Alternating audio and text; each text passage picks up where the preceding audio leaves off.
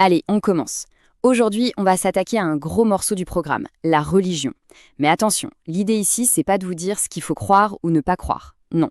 L'objectif, c'est de vous donner les outils de la philosophie pour penser ce phénomène complexe, de manière vraiment rigoureuse. Et pour entrer directement dans le vif du sujet, on va partir d'une question. Une question qui est partout aujourd'hui.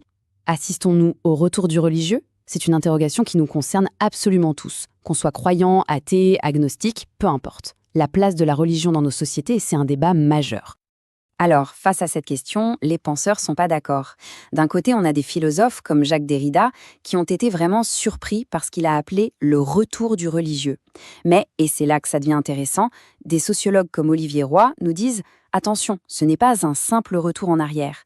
Pour lui, c'est plutôt une mutation. C'est-à-dire que la religion se transforme. Elle devient plus individuelle, peut-être plus détachée des grandes églises traditionnelles. » Et ce qui est fou, c'est le paradoxe que ça crée. Regardez ce chiffre. En France, 56% de la population se déclare athée ou agnostique, donc plus de la moitié.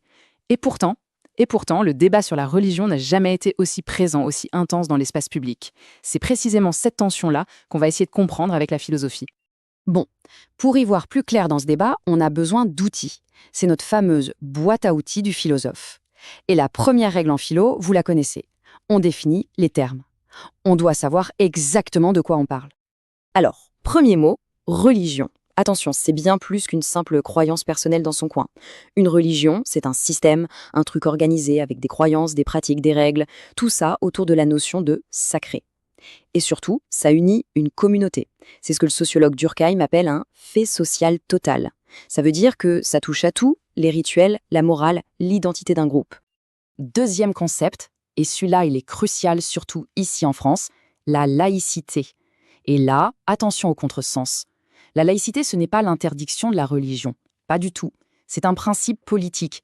L'État est neutre. Il est séparé des institutions religieuses, justement pour garantir que tout le monde ait la liberté de croire ou de ne pas croire. Et ce principe de laïcité, il s'inscrit dans un mouvement historique beaucoup plus large, qu'on appelle la sécularisation. C'est un processus, sur le long terme, où la religion perd de son influence sur la société. Le sociologue Max Weber avait une formule géniale pour ça, elle parlait de désenchantement du monde. En gros, la science et la raison remplacent peu à peu le sacré pour expliquer comment le monde fonctionne. Et tout ça, ça nous amène à la grande distinction philosophique que vous devez absolument maîtriser, la différence entre croire et savoir. C'est un repère essentiel du programme. D'un côté, croire, c'est tenir quelque chose pour vrai sans avoir de preuves. C'est un acte de foi. De l'autre, savoir, c'est une certitude qui repose sur des preuves, sur la raison, sur une démonstration. Et toute la question philosophique, c'est est-ce que ces deux-là peuvent cohabiter? Voilà, maintenant qu'on a nos outils bien affûtés, on peut entrer dans l'arène. On va voir comment les grands philosophes se sont emparés de cette question de la religion. C'est là que le combat des idées commence vraiment. On l'a déjà un peu évoqué avec Durkheim. Pour lui, la fonction première de la religion, elle est sociale. C'est le ciment d'une société. Ce qui compte, c'est pas tant ce que les gens croient individuellement, mais le fait qu'ils croient et pratiquent ensemble. Ça crée du lien, ça soude la communauté, ce qu'il appelle l'Église au sens très large du terme. Et puis, vision radicalement opposée, Karl Marx. Sa phrase, tout le monde la connaît. La religion est l'opium du peuple. Qu'est-ce que ça veut dire? Pour Marx, la religion est comme une drogue, un anesthésiant social, qui empêche les pauvres, les exploités, de se révolter. Elle leur promet un paradis après la mort pour qu'ils supportent mieux leur enfer sur Terre. C'est, dit-il, une conscience inversée du monde, une illusion qui justifie l'injustice. D'ailleurs, cette critique de la religion, elle n'est pas que chez Marx. On peut la voir sous 3 angles différents, 3 grands maîtres du soupçon.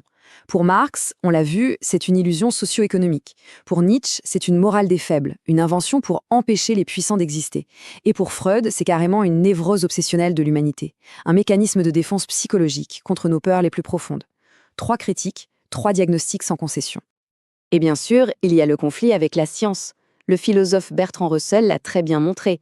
Le problème est fondamental. La science, par nature, avance en se corrigeant. Une vérité scientifique est toujours provisoire. Elle peut être améliorée ou remplacée. Le dogme religieux, à l'inverse, se présente comme une vérité absolue, éternelle, qui ne peut pas changer. Forcément, ça coince. Mais alors, est-ce que le dialogue est impossible? Pas pour tout le monde. Blaise Pascal, par exemple, propose une sortie de crise. Pour lui, il ne faut pas tout mélanger. Il y a l'ordre de la raison, de la science, et il y a l'ordre du cœur, La foi, elle appartient à cet ordre du cœur. Sa phrase célèbre « Le cœur a ses raisons, que la raison ne connaît point » résume tout.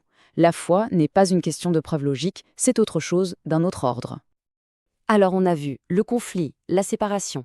Mais s'il y avait une troisième voie, une voie encore plus radicale? C'est ce que va tenter de faire un philosophe absolument génial et essentiel pour votre bac, Baruch Spinoza. Lui, il ne va ni les opposer ni les séparer. Il va tenter de les fusionner. Et pour comprendre à quel point sa pensée est révolutionnaire, il faut voir son histoire. Spinoza a reçu une éducation juive très poussée, mais ses idées étaient tellement dérangeantes pour l'époque qu'il a été excommunié, banni de sa communauté.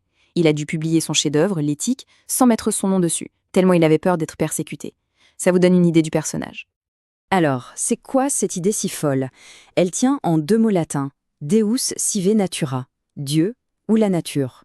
Pour Spinoza, c'est une rupture totale avec la tradition. Dieu n'est pas un vieux barbu sur un nuage, un créateur extérieur au monde. Ça, c'est un Dieu transcendant. Non. Pour Spinoza, Dieu est immanent. Ça veut dire quoi? Ça veut dire que Dieu est la nature. Il est l'ensemble des lois qui régissent l'univers. Du coup, étudier la physique, c'est étudier Dieu. Et la conséquence de ça, elle est énorme. Si Dieu, c'est la nature, alors les religions traditionnelles basées sur la peur, les miracles, les prières, pour Spinoza, tout ça, c'est de la superstition. Et la superstition, elle naît d'une seule chose, l'ignorance. On a peur parce qu'on ne comprend pas les causes réelles des phénomènes. Comprendre la nature par la raison et la science, c'est donc se libérer de la peur et des superstitions. Bon, on a vu Durkheim, Marx, Pascal, Spinoza, des positions qui partent dans tous les sens. Alors, on fait quoi avec tout ça? À quoi ça sert finalement de voir toutes ces théories contradictoires? Eh bien, la réponse, c'est que le but de la philosophie, ce n'est pas de vous donner une réponse finale, un dogme. C'est tout le contraire. Le but, c'est de vous donner des outils, des concepts, des arguments pour que vous puissiez construire votre propre pensée, de manière solide et cohérente. Concrètement, pour le bac, ça veut dire quoi? Ça veut dire être capable de maîtriser les grandes distinctions, comme croire/savoir. Ça veut dire savoir mobiliser un auteur comme Marx ou Spinoza, pas juste pour le citer, mais pour utiliser sa pensée dans une argumentation. Bref, ça veut dire structurer sa pensée et éviter les pièges classiques, comme le simple « moi, je pense que » sans argument. Alors, pour conclure, je vous laisse avec un sujet de dissertation classique mais fondamental. L'humanité peut-elle se passer de religion? La différence, c'est que maintenant, vous n'êtes plus devant cette question les mains vides. Vous avez des concepts, des auteurs, des arguments. À vous de jouer pour construire une réponse intelligente et nuancée. Merci d'avoir suivi ce cours. Comme vous le voyez, la philosophie ne donne pas de réponse simple, elle ouvre des questions. Et peut-être que la vraie question, ce n'est pas tant de savoir si on peut se passer de religion, mais de se demander ce que cet éternel besoin de croire nous apprend sur ce que c'est qu'être un être humain.